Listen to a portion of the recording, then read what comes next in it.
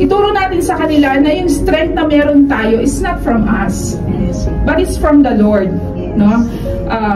Joseph's vine was fruitful because it was planted near a spring.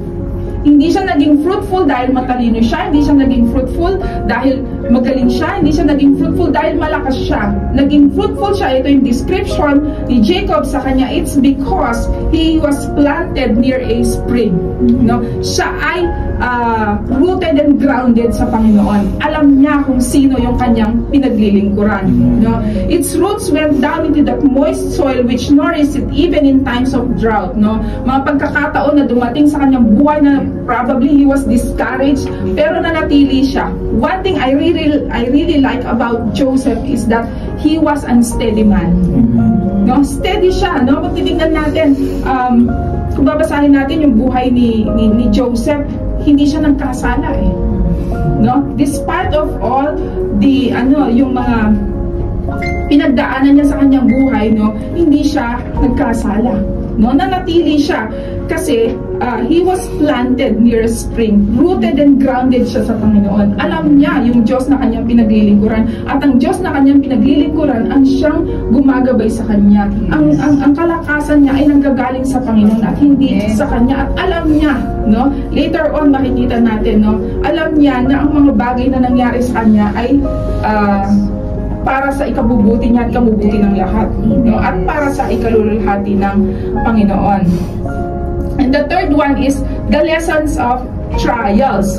A godly life does not mean a life exempt from trials. No, mga kapatid, sabi nga nila, pag naging Kristiyano ka, sabi nga nila, kung kailan ako naging Kristiyano, lalo ako naging maraming problema, no? Let us be reminded, mga kapatid, na yung pagiging lumalakad sa kabanalan, hindi ibig sabihin na exempted na tayo sa mga trial. So, ito yung imulat natin sa ating mga anak, no? Na titingnan natin dito yung buhay ni Joseph, yung pagiging fruitful niya. Usually, it all came down from all those trials. No, nung itinakwil siya ng kanyang mga kapatid, binenta siya ng mga kapatid, nakarating siya sa Egypt, no? So kung titingnan natin yung mga dinaanan niya, nandun pala sa dulo, no? Yung kanyang yung pagiging paano siya gagamitin ng Panginoon, no? And titingnan natin siya yung pinaka-godly, no, dun sa mga anak ni Joseph, but then he was, bitterly attacked. No, maraming nangyari sa kanyang buhay. Alam niyo mga kapatid, kailangan malaman ng ating mga anak na yung pagsunod natin sa Panginoon may benefits. Yes, but it also has its trials. No, hindi tayo exempted sa trial, no? Hindi tayo sumusunod sa Panginoon is because God is blessing us, no? Or you are getting what you want from the Lord, no? Hindi tayo sumusunod sa Panginoon dahil lagi tayong answered prayer, mga kapatid, no? You know what? Sumusunod tayo sa Panginoon because He is the living God and His word is the truth. Yun po ang dahilan kung bakit tayo sumusunod sa Panginoon, no? Yung nare-receive natin, mga kapatid, these are just bonus ng ating pagsunod. No, bonus ito ng ating pagsunod. But then, we need to communicate this through our example. Kung ikaw mismo, no, hindi mo mapagtagumpayan yung trial, paano mo i-communicate ito sa iyong mga anak?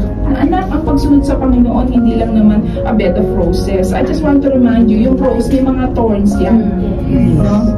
It's a bed of roses full of thorns. No? So, huwag natin kakalimutan yung thorn ng rose. No? Maganda ang rose, di ba? So, but then, marami din siyang mga tinik, mga kapatid. No? So, remind them, no? And of course, we need to communicate them through example. Dapat tayo na pagtatagumpayan natin yung ating mga pagsubok. Hindi yung konting pagsubok pa lang, hindi ka na nakikita sa church. Konting pagsubok pa lang, hindi ka na makontak ni pastor. Konting pagsubok pa lang, hindi ka na sasagot sa discipler mo o sa leader mo. So how can you communicate to your children? How can you teach your children na ang pagsunod sa Panginoon, it's not really, yes, there is benefits, but there are trials. Kung ikaw mismo hindi mo na pagtatagumpayan gabayan yun. Kung ikaw mismo nakikita ng mga anak mo sa'yo na konting pagsubok pa lang, nawawala ka na sa Lord, no? Para kang spoiled brat. Pag hindi sinagot ang panalangin mo, hindi ka na makikita sa church. Mga kapatid, hindi po ganon, no? So, magpatuloy po tayo sa Panginoon upang itong ginagawa natin, mga kapatid, makita ng mga anak natin ito. Napaka-importante kasi na kung ano yung nakikita ng mga anak natin, yun ang susundin nila. So, anong gusto nyo ma-produce sa inyong mga anak? Anong gusto nyo maging sila? No? So, set an example to them. Set an example of faith, no?